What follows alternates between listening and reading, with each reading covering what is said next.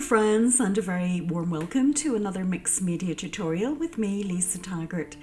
This week's project is a summer scene, very multi-layered, using lots of different materials as usual to build up the layers and to give the project depth. Lots of colour, don't be afraid of colour, we're going to mix a lot of it this week. I'm calling this one Summer Vibes. And really it's building on my sort of meadow scenes that I've been doing recently. Just makes me happy with lots of flowers and lots of colour. So if you're interested in all of that, let's look at the materials first of all. So to begin, we have the Paul Rubens Hot Press Sparkle watercolour card, which is a lovely one to use. We've also got the Paul Rubens watercolour set. It's one of my favourites. It comes with swatches as well. We've got the pastel pencils, the Stabilo pastel pencils, which I love, well used. Also got Elements ink pads in Olive, Sahara and Graphite for some watercolour stamping. I'm using VersaFine Clair in Medieval Blue and Nocturne for some stamping as well. We've also got a watercolour brush, that's the one with the reservoir pencil, a glue applicator for the pastel. Also got diamond stickles and a water spray. And of course we've got paint pens, mostly Posca pens, and I've got a couple of blues, dark and light, and also got a turquoise, a couple of pinks, and I think I have a dark pink from another set, as well as oranges and purple. I've also got gel pens in yellow and white, of course, my favourite ones, and that's about it. Now for the stamps. We've got Honeysuckle Cottage, Small Pine Trees, Wildflower, Foxglove, Shadow Bloom, English Bluebell, and finally the lovely Bella. And if you want to convert all of these things into something that looks a little bit like this, just keep on watching. Starting off with 6x9 watercolour card, and I've drawn some lines in the foreground and a horizon line, some hills, a big cloud formation, an area for trees, and if you want to take a screenshot of that, feel free. It's just a rough sketch to give me a guideline when I start the watercolour painting. In terms of the painting, taking my little paints out, I've got colour swatched on the sheet which is provided, which is useful in locating what tones and colours I want. Taking my watercolour brush, and really this layer of watercolour is a very rough under layer for the painting. It is very rough indeed. I'm following the lines of my rough sketch, thinking about sky and mountain and where I might have some fluffy clouds, and really just loading it on with colour and building it up gradually.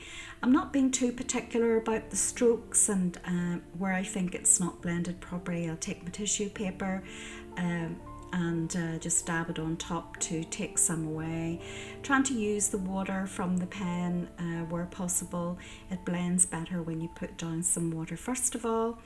But just blending it in together and using lots of colours, you'll see as I go along.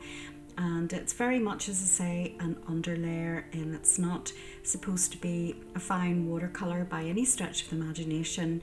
It is just putting down colour and allowing that to be the base layer for what's to come.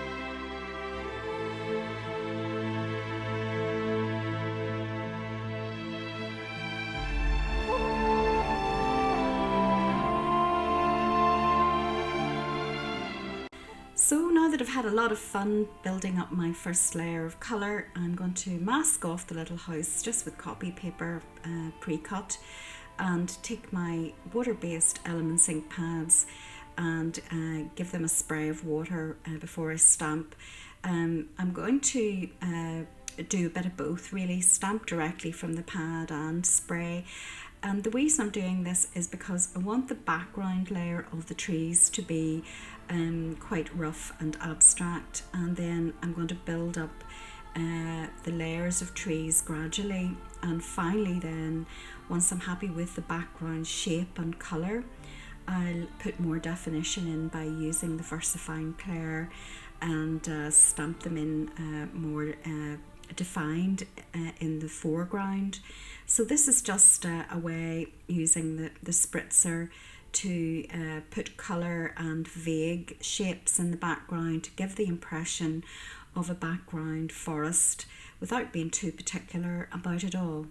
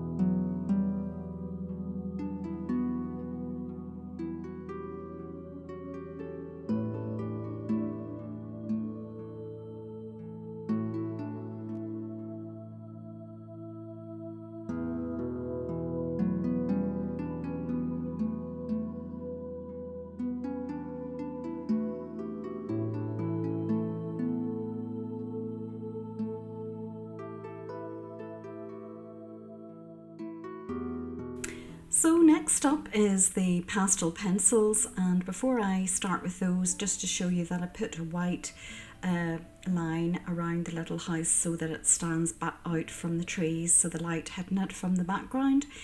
And I'm just going to take a variety of colours here and enhance what I have already got. And what the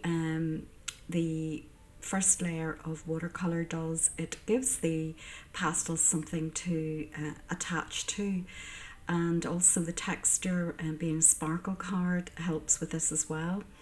It grips it better. And I'm going to mix the pastels on the page like I normally do. As you can see, I'm just putting down a dark pink and then putting the white on top. Now this dark area in the sky doesn't look like much at the watercolor stage, but I wanted something deep there so I could put the paler colour on top and build up either a big cloud or a mountain and a cloud. I think it turns out to be a bit of both, really. And I'm just taking my white and fluffing it out a wee bit, and because I have the dark colour underneath, then it'll show up a lot better and blends in with what I've already prepared in the underlayer.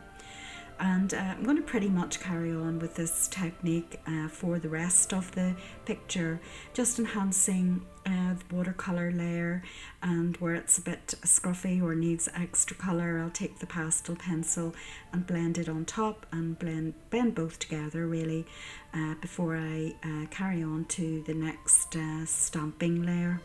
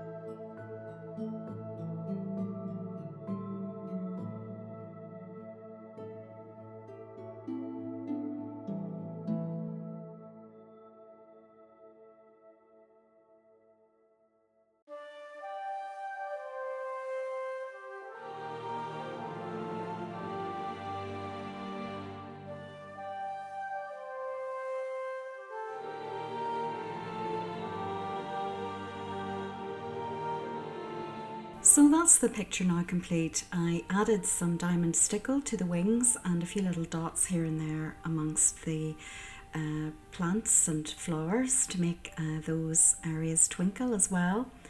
And I hope you enjoyed this week's project. It really was a very multi-layered piece, and that's what I enjoy most, seeing what happens between the layers.